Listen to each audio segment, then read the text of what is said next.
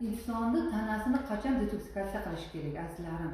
Qachonki inson tanasidagi erkin radikallar buzilishda, hujayralar erta qarishni boshlaganda, ya'ni tez-tez bosh og'riq, jig'ildon qaynashi, ko'ngil aynishi, mana shu teri toshmalari, zaiflik, uyquchanlik, charchoq, mana hozirgi davrimizda ketayotgan mana shu kasalliklar, ayniqsa alkogolizm, spirт ichimlikni yo'q qo'yishda mana shu detoks proteinimiz juda katta tez yordam beradi.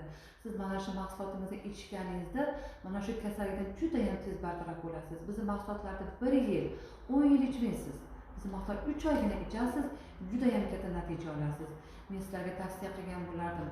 Tabiiy, ichida imbir, zanjabil, brokoli mahsulotlar ichida juda ham tabiiy, ayniqsa kremniy dioksid bor.